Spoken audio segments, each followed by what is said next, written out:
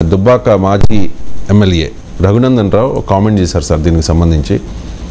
Medak MP సీటుపై గొడవలు ఉన్నాయి కాబట్టి హరీష్ రావు అండతోనే ఆ నలుగురు రేవంత్ను కలిశారు అంటూ ఆరోపిస్తూ ఉన్నారు. అంటే ఇండైరెక్ట్గా హరీష్ రావుని షిండేతో పోల్చారు రఘునందన్ రావు. అంటే రఘునందన్ రావుకు హరీష్ రావుకు మీద కోపం, రఘునందన్ రావుకు బీఆర్ఎస్ మీద కోపం లేదు, కేసీఆర్ మీద కోపం అసలే లేదు. నేను అందరూ తెలుసు రఘునందన్ రావు కేసీఆర్ అంటే బాగా గౌరవం కూడా.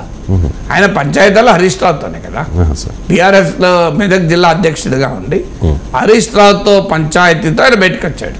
ఆయన బయటకు వచ్చింది దాని గురించి. అందువల్ల సహజంగానే ఆయన హరీష్ రావుని టార్గెట్ చేస్తాడు.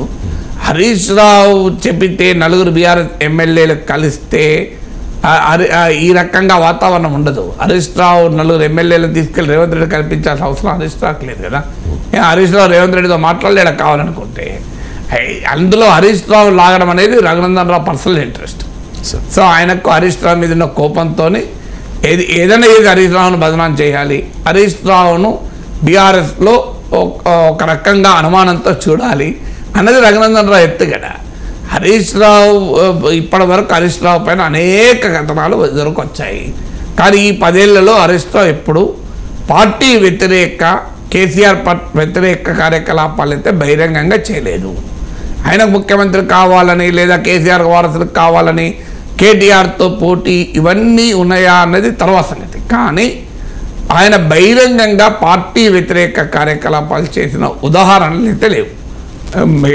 రాజకీయాల్లో ఉన్న వ్యక్తికి ఎవరికైనా తాను ముఖ్యమంత్రి కావాలని కోరిక ఉండొచ్చు, అందుకు ప్రయత్నాలు చేయొచ్చు. అది పార్టీలో అంతర్గతంగా ఏముందన్న తర్వాత చర్చ, కుటుంబంలో అంతర్గతం ఏముందని. కానీ బహిరంగంగా పార్టీని బలహీనపరిచేటువంటి పనులు ఈ 10 ఏళ్లలో హరీష్ రావు చేసిన ఉదాహరణ అయితే లేదు. అంతవరకు ఆయనను యాక్సెప్ట్ చేయాలి కదా. అందువల్ల ఇప్పుడు ఆయన నలుగురు ఎమ్మెల్యేలను పంపిస్తే అది కేసీఆర్ దాకా సమాచారం పోకుండా ఉంటుందా, రఘునందన్ రావుకు ముందు పోతుందా, ముందు కేసీఆర్కే వెళ్తుంది కదా. సో అది ఇష్యూ కాదు. ఇక నలుగురు ఎమ్మెల్యేలు కలిస్తే క్లారిఫై చేయాల్సింది పార్టీ. ఇంతవరకు పార్టీ స్టేట్మెంట్ ఇవ్వలే. ఇప్పుడు పార్టీ కనుక స్టేట్మెంట్ ఇచ్చి అది మాకు ఇప్పుడు కేటీఆర్ స్టేట్మెంట్ ఇవ్వాలి. నిజంగా చెప్పాలంటే నాకు చెప్పే వెళ్ళారు, పలానా సమస్యలపైన సీఎం రిప్రజెంట్ చేస్తామన్నారు. ఆ నలుగురు ఏంది, రేపు 39 మంది కూడా వెళ్ళి కలుస్తాం, ముఖ్యమంత్రులు కలిస్తే తప్పేంటి అనే స్టేట్మెంట్ పార్టీ నుంచి రావాలి. తెలంగాణ భవన్లోనే ఈ నలుగురు కలిసి నేను ప్రెస్ మీట్ పెట్టి తెలంగాణ భవన్లో పెట్టడం కాదు కదా, చెప్పాల్సింది ఎవరు అనేది పాయింట్ కదా. చెప్పాల్సింది పార్టీ క్లారిఫై చేస్తే అది వేరే రకంగా ఉంటుంది. మమ్మల్ని అడిగి మా అనుమతితోనే వెళ్ళారు, వాళ్ళే కాదు ఇంకా 10 మంది వెళ్తారని చెప్పి మళ్ళీ 10 మందిని పట్టుకొని కేటీఆర్ వెళ్ళాలి. అప్పుడు క్లోజ్ అయితే చర్చ. ఒక 10 మంది ఎమ్మెల్యేలను తీసుకొని కేటీఆర్ఏ స్వయాన వెళ్ళి రేవంత్ రెడ్డి కలిసి ప్రజా సమస్యలపై రిప్రజెంటేషన్ ఇవ్వచ్చు. దాంతో ఈ ఊహాగానాలు తెరబడుతుంది కదా. ఎందుకంటే మనకు ఈ నలుగురు పాపం ఎందుకు వెళ్ళారో నాకు తెలియదు. నిజంగానే వారు రఘునందన్ రావు చెప్తున్నట్లు హరీష్ రావు చెబితే వెళ్ళారా అనేది కన్నా కూడా వారు మరి కాంగ్రెస్ వైపు చూస్తున్నారా బీఆర్ అనే ప్రశ్నలు, ఇలాంటి అన్ని ఊహాగానాలు వస్తాయి. ఫండమెంటల్గా ఏంటంటే ఎందుకు వస్తాయి, రాజకీయ నాయకులు అలా ఉన్నారు. పొద్దునోడు చెప్తారు, సాయంత్రం వాడు చెప్తారు. నిన్నో పార్టీలు ఉంటారు, ఇవాళ పార్టీలు ఉంటారు. ఇవాళ ఎవరు ఎంతమంది ఎన్ని పార్టీలు చేరలేదు అవునా కదా.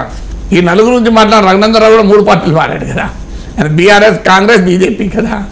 సో అందువల్ల ఈ రకమైన అనుమానాలు రాజకీయ నాయకుల పైన నిరంతరం వస్తుంది. ఎవరిని కలిసినా ఈ అనుమానాలు రాక మానవు.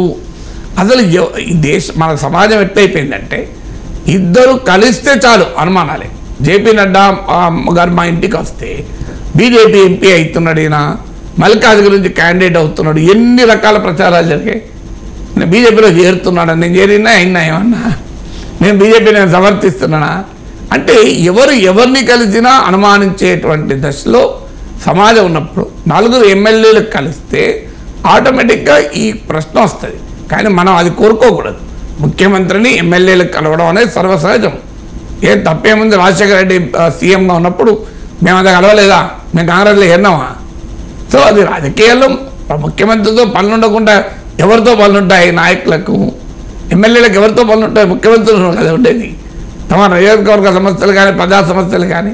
అన్ఫార్చునేట్లీ పొలిటికల్ డెవలప్మెంట్స్ ఇలా జరుగుతున్నాయి కనుక కాంగ్రెస్ని చీలుస్తామని బీఆర్ఎస్ని చీలుస్తామని కాంగ్రెస్ అంటున్న నేపథ్యంలో నలుగురు ఎమ్మెల్యేలకు కలవడం వల్ల అనుమానాలు పెరిగాయి. అందువల్ల ఆ అనుమానాలు పులి స్టాప్ పెట్టాలి అంటే పార్టీ నాయకత్వం ప్రకటించి ఓ 10 మంది ఎమ్మెల్యేలను తీసుకొని కేటీఆర్ నేనే కలుస్తున్నా, ఇప్పుడు నేను కూడా వెళ్తాను ఆ పార్టీలోకి వెళ్ళి అని కనుక అన్నాడు అనుకోండి, క్లోజ్ అయిపోతాయి కదా.